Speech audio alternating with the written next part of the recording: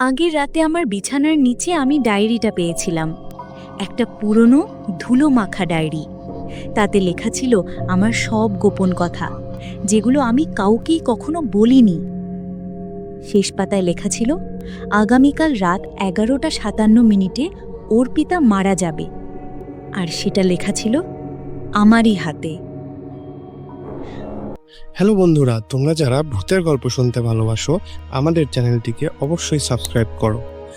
আর পরবর্তী গল্পতে আমরা তোমার নাম ব্যবহার করব, তাই কমেন্ট সেকশনে তোমার নাম লিখে যাও। পরদিন রাত, ঘড়িতে তখন ঠিক 11:56। জানালার বাইরে কেউ দাঁড়িয়ে আছে আমার মতো দেখতে, হাতে সেই একই ডায়েরি। আমি ছায়ামূর্তিটাকে দেখে ধীরে ধীরে পেছাতে থাকলাম। ঘরের বাতিটা যেন হৃদয়ের মতো কাঁপছে, টিম টিম করে। তখন আমি ঘড়ির দিকে তাকালাম, কিন্তু ঘড়ির কাঁটা যেন থেমে আছে, 11:57 আটকে আছে। মোবাইলেও সিগন্যাল নেই।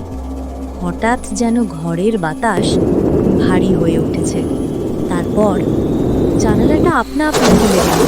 না, হাওয়া নয়, জানালার বাইরে দাঁড়িয়ে আছে সেই ছায়ামূর্তি, ঠিক আমারই মতো দেখতে, কিন্তু চোখ দুটো ভয়াবহ শূন্য। ছায়ামূর্তিটা আমার দিকে এমনভাবে তাকিয়ে আছে যেন আমার ভবিষ্যৎটা সে আগে থেকেই জানে। সেই ছায়ামূর্তিটা ধীরে ধীরে ঘরের ভেতরে এলো। ভয়ে আমার পুরো শরীর কাঁপতে থাকলো। সেই মূর্তিটার ঠোঁটে একটুখানি হাসি, ঠিক যেমন আমি হেসেছিলাম যখন প্রথম ভালোবাসায় পড়েছিলাম। কিন্তু তার চোখে ভালোবাসা নেই, আছে মৃত্যু। সে ফিসফিস করে বলল, তুই ভুল করেছিস অর্পিতা। তুই যখন ডায়েরিটা খুলেছিস তখনই সব ঠিক হয়ে গেছে। এইবার আর তোর মৃত্যু অজানা নয়, কারণ এটা তোর নিজের হাতে লেখা। আমি চিৎকার করে উঠলাম, তুই কে? আমি তো তোকে চিনি না। সেই ছায়া মূর্তিটা আমার দিকে এগিয়ে এলো।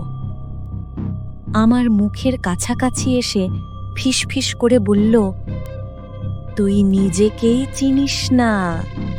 আমি তো সেই তুই যে আয়নার দিকে তাকালেও নিজেকে দেখে না। আমি তোর ভেতরের ভয়, আমি তোর গোপন আত্মা।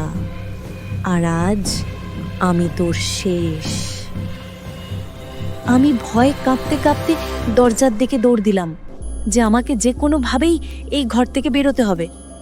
আমি দরজা খুলে বাইরে যাব, এমন সময় দেখি দরজাটা আর খুলছে না। আমি অনেক চেষ্টা করেও দরজা খুলতে পারছি না। মনে হচ্ছে অদৃশ্য একটা হাত আগেই দরজা ধরে রেখেছে। ঠিক তখন আমি আমার ঘাড়ে একটা ঠান্ডা নিঃশ্বাস অনুভব করলাম। মনে হচ্ছে কেউ আমার পিছনে দাঁড়িয়ে ঠান্ডা একটা নিঃশ্বাস ফেলছে। আমি চিৎকার করলাম, কিন্তু আমার গলা দিয়ে যেন কোনো শব্দই বেরোলো না।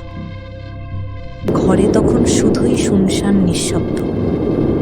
ঠিক সেই সময় টেবিলের ওপর রাখা ডায়েরিটা আপনা আপনি খুলে গেল, এবং সেই ডায়েরির পৃষ্ঠায় লেখা, সময় শেষ অর্পিতা, তুই এখন আর নিজের শরীরের ভেতরে নেই। ডায়েরির লেখক বদলে গেছে। এখন ডায়েরিতে নতুন নাম লেখা হবে। তখন আমি দেখলাম ডায়েরি থেকে আমার নামটা মুছে যাচ্ছে, কালির দাগের মতো। তারপর উঠে এলো নতুন একটা নাম, তুমি। আর আজ এখন তুমি এই গল্পটা শুনছো। তাই তোমার মাথার পাশে কিংবা বিছানার নিচে কোনো পুরনো ডায়েরি যদি পড়ে থাকে, খুব ভেবেচিন্তে খুলো, কারণ ওটা এখন আর অর্পিতার ডায়েরি নয়। আর ডায়েরির পরবর্তী নামটা ডায়েরি নিজেই ঠিক করছে।